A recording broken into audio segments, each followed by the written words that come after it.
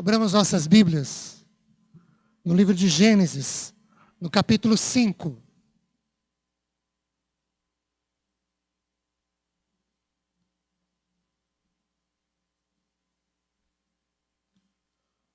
Eu sei que não é muito comum a gente pregar em genealogia. E é possível que à medida que a gente faça a leitura, sua cabecinha estará pensando mais ou menos assim: meu Deus, o que ele vai tirar daqui? Que é uma sucessão de que fulano nasceu, cresceu, ficou bobo e casou. Quer dizer, casou, gerou filhos e morreu. O que ele vai tirar daí? Eu quero levá-los à leitura de alguns versículos, não todo o capítulo. Num primeiro momento, de 1 a 5, depois do 28 ao 32. O verso 1 começa dizendo assim, Gênesis capítulo 5. Este é o livro da genealogia de Adão. No dia em que Deus criou o homem, à semelhança de Deus o fez. Homem e mulher os criou e os abençoou. Ele os chamou pelo nome de Adão, no dia em que foram criados. Viveu Adão 130 anos e gerou um filho à sua semelhança, conforme a sua imagem, ele chamou Sete. Depois que gerou a Sete, viveu Adão 800 anos, teve filhos e filhas. Os dias todos da vida de Adão foram 930 anos e morreu. Agora, versículo 28 até o 32. Lameque viveu 182 anos e gerou um filho. Pôs-lhe o nome de Noé, dizendo: este nos consolará dos nossos trabalhos e das fadigas de nossas mãos, nesta terra que o Senhor abençoou. Depois que gerou a Noé, viveu Lameque 595 anos. Teve filhos e filhas.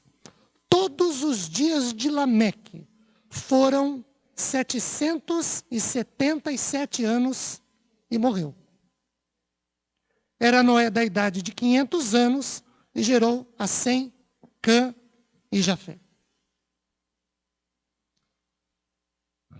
Calma. Espero chegar lá. As idades mencionadas nesta genealogia, narrada aqui em Gênesis 5, que vai do versículo 1 ao 32, ainda que a gente só tenha lido alguns desses versículos, são extraordinariamente longas. Por exemplo, o verso de número 5 nos diz que Adão viveu 930 anos. É ano para chuchu, com todo respeito à nossa chuchu. Noé, cujo nome é citado aqui, mas os anos de vida não são, e sim, no capítulo de número 9, versículo de número 29, diz que ele viveu 950 anos. E Matusalém nos diz, no verso 29, que viveu 969 anos. Foi o mais longevo entre aqueles cujo registro nós temos acesso. Todos eles geraram filhos e filhas e morreram. Com exceção de um, falaremos sobre ele daqui a pouco. Uma pergunta que surge é: como essas pessoas puderam viver tantos anos assim? Bem, há algumas ideias. Uma, a menos correta, a mais absurda, é a de que não se contavam dias de 24 horas naquela época e muito menos meses de 30 dias. O que é um absurdo, porque se a gente for ler o relato do dilúvio, nós encontraremos dias, meses de 30 dias. Então essa é a mais absurda das ideias. Mas outras são aceitas. Segundo alguns grandes teólogos, vivia-se tanto tempo nesta época, porque o pecado ainda não tinha exercido a sua total e grande influência maligna sobre a raça humana, ainda que ela já estivesse caída aqui. Uma segunda ideia, que também é aceita, é porque Deus ainda não havia limitado a vida do ser humano. Isso começa a acontecer em Gênesis 6:3, quando ele limita a vida a 120 anos. E depois, um pouco mais para frente, no Salmo 90, quando a gente lê que os dias da vida das pessoas estão limitados a 70, no máximo 80, em havendo vigor a 80, e o melhor deles, e é interessante a Bíblia dizer isso, né?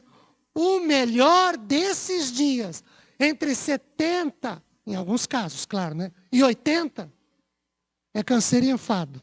Animador, né? Mas é assim que a Bíblia fala sobre essas coisas. Quando nos deparamos com narrativas genealógicas na Bíblia, geralmente não as lemos. Não é verdade?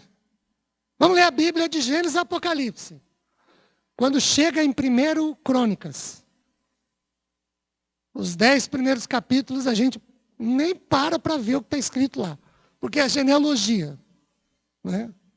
O escriba, quando foi compilar o texto, uma hora ele diz assim, fulano gerou ciclano, que gerou beltrano, do qual nasceu fulano. Chega uma hora que ele muda a escrita, de tanto escrever que gerou, que ele muda. Então não lemos. Não lemos como lemos outros textos. Não só porque se trata da palavra de Deus, mas porque nós pensamos que nós não podemos aprender nada a respeito disso. Para pensar. O que a gente aprende lendo, por exemplo, como a gente leu aqui?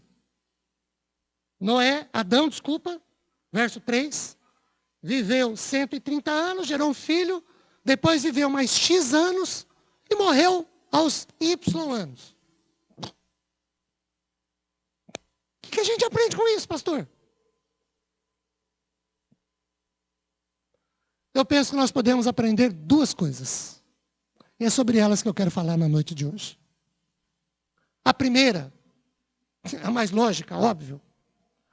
As pessoas nascem, crescem, geram filhos e morrem.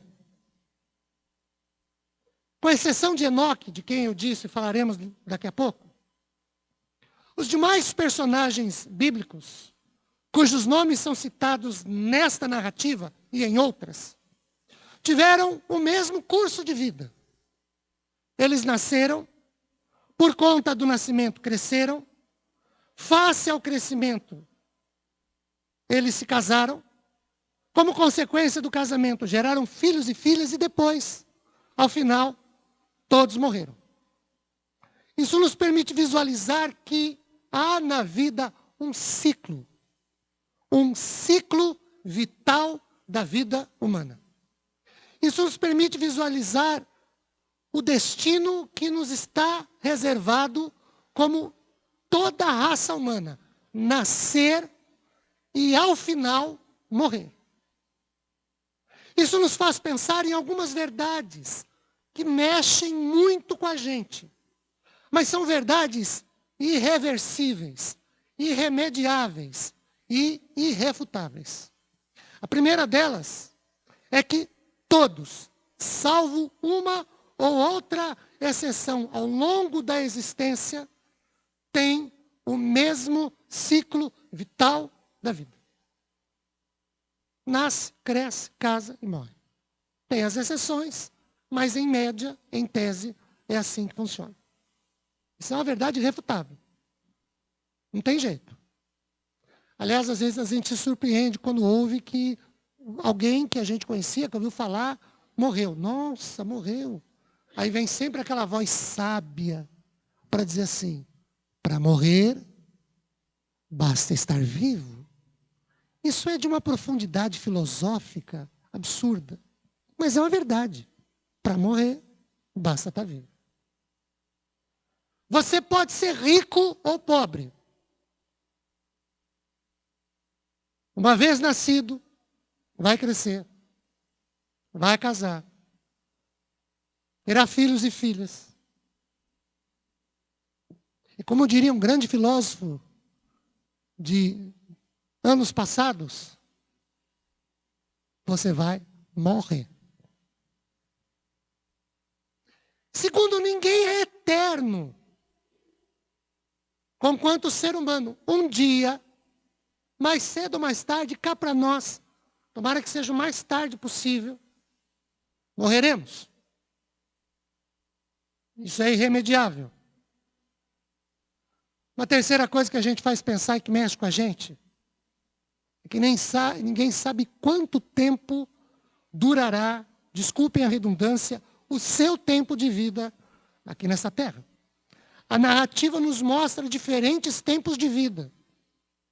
Alguns viverão mais, outros viverão menos, mas nasceram e um dia morreram. A questão toda, queridos, disso é o que é que nós fazemos enquanto vivemos? Como levamos esta vida sem saber quando é que ela terminará? Apenas sabendo que um dia ela terminará. A questão toda é o que nós fazemos com a vida que temos, que nos foi dada, antes que ela termine de existir aqui nessa terra. Outra questão é como nós cuidamos dessa vida aqui e agora, enquanto nós respiramos e nos movemos, sabendo que um dia deixaremos de respirar e nos mover, ainda que não saibamos quando isso acontecerá, quando isso se dará. Esta é a primeira lição que a gente pode aprender.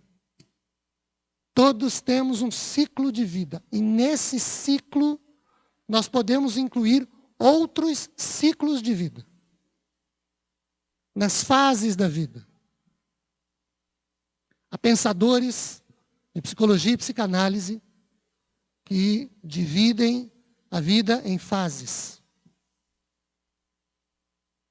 A questão é o que é que a gente faz em cada uma delas e o que é que a gente tem feito com a vida que nós temos tido, levado, como é que a gente mexe com isso. Porque isso aí, essa verdade é irrefutável. Nascemos, crescemos e um dia morreremos. Casar ou não é outros 500, gerar filhos ou não é outros 500 também, mas uma vez que a gente nasceu, crescerá e morrerá. Isso é ponto pacífico. A segunda lição é o que realmente é significativo nesta vida. Por mais ou por menos tempo que a gente viva, é o que a gente pode observar nos versículos 22, 23 e 24. O que ocorreu com o personagem que diz que falaria sobre ele agora. Há instantes atrás, falaremos sobre ele agora, que é Enoque. O que é significativo é andar, viver e agradar a Deus. Ter íntima comunhão com Ele. É o que faz Enoque. No meio da narrativa de tantos nascimentos, de várias existências monótonas, mortes resultantes, o autor subitamente introduz um caráter sublime. Enoque, que agradou o Senhor e viveu em sua presença imediata.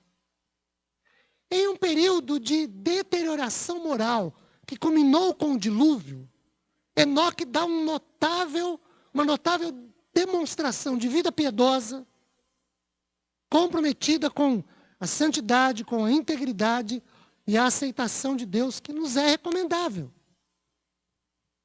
Em pensamentos, palavras, feitos, atitudes, Enoque viveu de acordo com a vontade divina. Ele levou alegria ao coração de Deus, disse um poeta outro dia.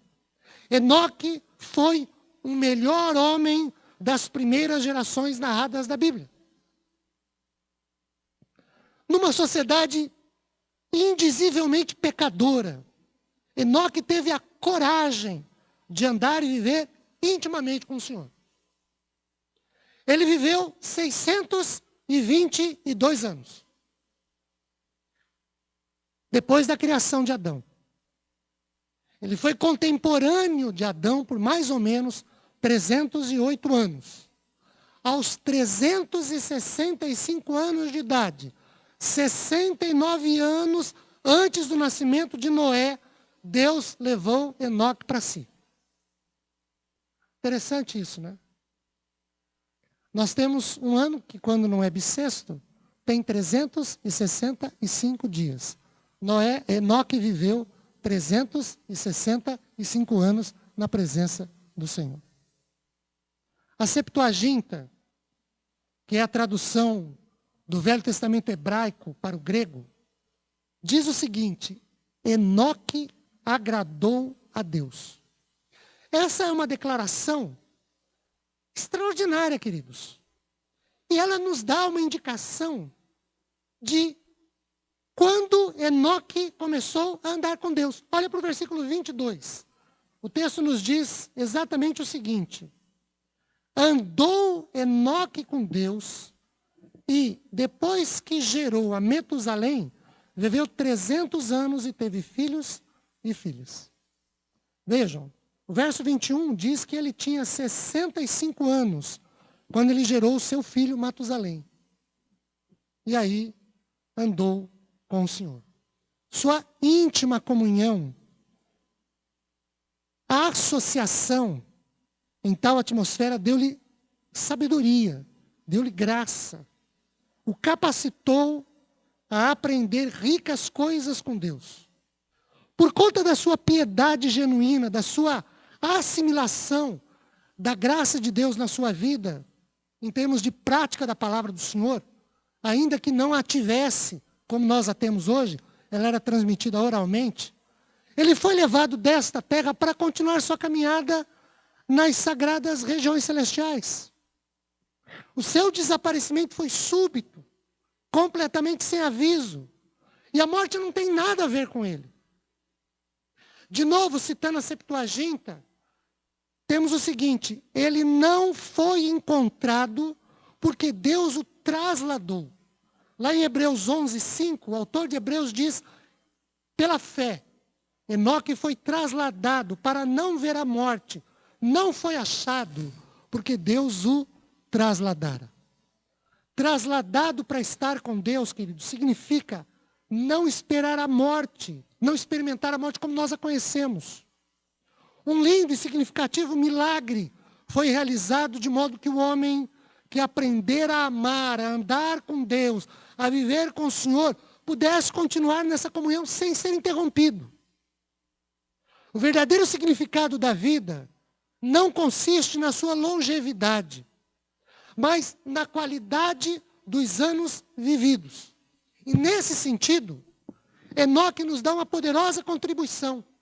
Ele viveu 1/3 dos anos da sua vida, da vida com seu filho que ele gerou. Depois ele teve outros filhos e filhas e ele morreu. Matusalém, Enoque não. Enoque andou, viveu intimamente sua vida com Deus. Teve tanta e tamanha comunhão com o Senhor que ele foi tirado deste local. Ele foi tomado por Deus para estar sempre com o Senhor. Esse andou com Deus tem alguns significados que são relevantes e importantíssimos. Por exemplo, significa sinceridade na vida, que se leva ao se andar e viver intimamente com o Senhor. Segundo, significa obediência na vida, que se leva a andar e viver com o Senhor, intimamente com Ele. Terceiro, significa união nessa vida que se vive de andar intimamente com o Senhor. Queridos, o que nós podemos observar até aqui diz respeito não à quantidade de anos que se vive, mas à qualidade dos anos de vida. Porque só o andar com Deus faz sentido para viver. Nós temos um louvor que diz exatamente isso. Só há motivo, só há razão para viver se nós estivermos com o Senhor. Fora dos caminhos de Deus, não há alegria. O salmista diz: eu preferia estar um dia nos átrios. Não era nem na casa do Senhor, era nos átrios, no pátio, lá fora, do que viver qualquer em outro lugar. Olhando a narrativa genealógica, isso é o que nos parece, que só Enoque anda com Deus, é que o narrador muda de palavras, de vocabulários, de expressões vocálicas. Olha o texto. Fulano viveu tantos anos, gerou filho, depois que gerou esse filho, viveu mais outros tantos, gerou filhos e filhas, e depois que gerou filhos e filhas, e morreu. Quando chega em Enoque, ele muda. Enoque viveu tantos anos, gerou Matusalém. Depois que Enoque gerou Matusalém, gerou outros filhos e filhas e foi levado pelo Senhor. Ele não morreu? Há uma mudança brusca. Os demais relatos se resumem à monotonia. Nasceu, gerou, morreu. Só em Enoque, que anda com Deus, é que tudo muda, tudo é diferente. As coisas da vida passam a ter sentido em razão. Segundo o que nós podemos observar até aqui, diz respeito não à quantidade de anos em que nós vivemos, ou que nós vivemos, mas à qualidade do viver com intimidade com o Senhor. O que há de destaque na vida de Enoque não é que ele gerou filho, isso todos os anteriores a ele, e posteriores também fizeram. Não é que ele casou, os anteriores casaram-se também, posteriormente de novo. Gerou filhos e filhas, os outros fizeram o mesmo. O que muda, o que faz diferença, é que Enoque andou com Deus. Só ele foi trasladado para estar para sempre com o Senhor.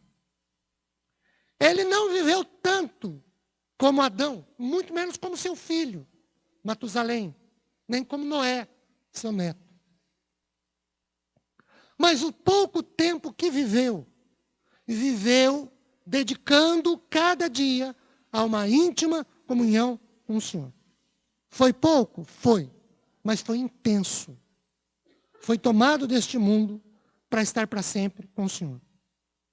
Amados, a vida que vale a pena viver é aquela em que nós andamos com Deus. A vida que vale a pena viver é aquela em que nós vivemos para agradar o Senhor. Toda vida vivida sem que se ande com Deus é vida, mas é vazia. Toda vida vivida sem que se viva para agradar o Senhor é vida, mas não tem sentido, porque não tem eternidade com Deus. Toda vida vivida sem que se viva intimamente com Deus é vida, mas não tem razão, não tem objetivo. Não tem realizações eternas com o Senhor. Vencedores por Cristo, com quem eu tive a alegria de conviver em cadeiras de seminário com um ou outro. Tem um cântico, final dos anos 70, começo dos anos 80, salvo lei de engano. Por que nasci? Para que vou viver? Diz a letra. Se eu morrer, para quê? Qual é o sentido disso? Você já parou para pensar qual é o sentido da sua vida? Cada um de nós saiu da sua casa hoje. Viemos para cá, a pé, de carro, avião, sei lá, helicóptero, caiaque, bicicleta, patinete. Viemos. Chegamos aqui. Para quê? Qual é o objetivo? Sentamos, levantamos, lemos a Bíblia, oramos, fechamos, sentamos de novo, cantamos, levantamos a mão, fechamos os olhos, baixamos a cabeça. Estamos sentados aqui, vocês estão me ouvindo. Qual é o objetivo disso? Para quê? O que a gente veio fazer aqui? Você parou para se perguntar isso? O que é que nós estamos fazendo aqui hoje? Qual é o sentido disso? Qual é o objetivo disso? Enoque vivia numa sociedade que não é lá muito diferente da nossa, com exceção, evidentemente, de tecnologia. Mas tinha pessoas como nós temos, ele tinha vizinhos como nós temos, tinha gente que comprava e vendia como a gente tem, tinha gente boa, não tão boa assim. Ele vivia numa sociedade como nós vivemos na nossa sociedade. Mas o que era diferente na vida de Enoque é que ele andava com Deus. Nasceu como todos os outros nasceram, como nós nascemos. Viveu como nós vivemos. Casou-se, como muitos de nós casamos. E alguns casarão, outros já se casaram. Teve filhos, como alguns de nós têm, já tiveram, outros terão. Mas ele andou com Deus todo esse tempo, queridos. Nós precisamos ver se a gente tem andado com Deus. Porque se nós não andamos, nossa vida não tem sentido. É por isso que às vezes as coisas são vazias. É vazia de sentido, de conteúdo. É vazia de objetividade. E aí já disse um filósofo que vida sem objetividade, sem objetivo, fica sem objetividade. É verdade. Vida sem objetivo, não tem objetividade. O objetivo de Enoque era andar com Deus e ele fez isso. Fez isso numa sociedade em que as pessoas não andavam tanto com Deus assim. Como nós também. Vivemos em sociedade, nós andamos com Deus. O que fez a diferença na narrativa sobre a vida de Enoque é que ele andou com Deus. E o que é interessante é que não foi ele que escreveu isso. Não foi ele que disse, andei com Deus, Deus me levou para si. Esse é o testemunho de outra pessoa. E aí a gente tem que parar para perguntar qual é o testemunho que outras pessoas dão a nosso respeito. Se nós somos pessoas que andamos com Deus. E aqui, por favor, não é nenhuma bronca. É uma coisa para a gente pensar, o que a gente está fazendo aqui? Qual é o sentido que tem quando a gente canta, levanta a mão, bate palma, adora o Senhor? Qual é o sentido que tem isso? Para Enoque era andar intimamente com Deus. Isso é o que eu queria deixar da narrativa de Gênesis capítulo 5. Quero orar com os irmãos sobre isso. Vamos lá? Fechar os olhos? Vamos orar?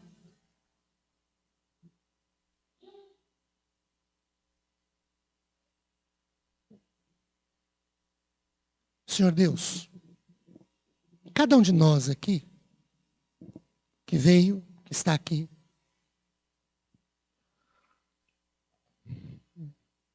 com absoluta certeza, se não todos, alguns,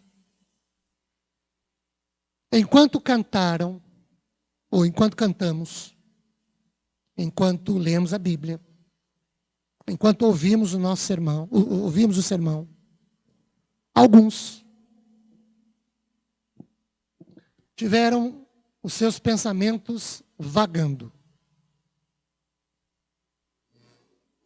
Lembranças, recordações vieram à nossa memória, à nossa mente. Pensamentos, ideias, sonhos, ideais, coisas já acontecidas por acontecer, coisas acontecendo. E é possível que neste momento, enquanto a gente fala, isso aconteça também. E é muito possível que alguém possa se ter questionado, se perguntado isso. O que é que eu faço com a minha vida? O que é que eu tenho feito com ela? Enoque, um servo teu do passado, foi alguém que andou com tanta intimidade, com tanta comunhão, com tanto temor, que o Senhor o tomou para si. Eu sei que isso não se repetiu de novo. Com exceção de Elias, que foi arrebatado aos céus numa outra experiência, não há relatos bíblicos de mais ninguém, nenhum dos teus apóstolos, por exemplo, que teve a mesma experiência que Enoque. Então não adianta eu querer repetir o que Enoque fez, porque isso não vai funcionar. Era um plano do Senhor para ele. Mas o exemplo dele vale para nós. O de darmos testemunho, o de caminharmos com o Senhor, O de que a nossa vida tenha como objetivo ter intimidade contigo. O de que a nossa vida tenha como objetivo caminhar com o Senhor, andar com o Senhor, viver com o Senhor e viver para o Senhor. Lemos, por exemplo, lá em Isaías, que se nós nos agradássemos de ti, nós desfrutaríamos de ricas e copiosas bênçãos. Isso é andar contigo. Também cantamos o Salmo 37. Entrega o teu caminho ao Senhor, confia nele. E o último refrão do que cantamos, agrada-te do Senhor. Porque lá no texto diz, ele satisfará o desejo do teu coração.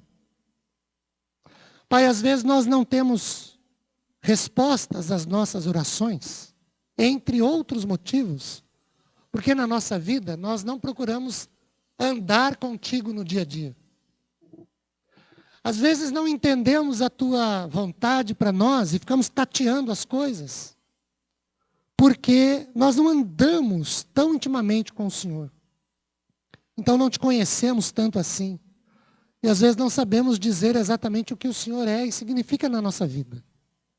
Quando andamos intimamente contigo, essas coisas acontecem. Então ajude-nos para que a partir de hoje nós tenhamos esse andar diário contigo, convívio diário com o Senhor. E não apenas esporadicamente, ou quando a gente vem para a igreja, ou quando o calo dói, ou coisas dessa natureza. Tem misericórdia e nos ajude. Oramos assim no nome de Jesus. Amém.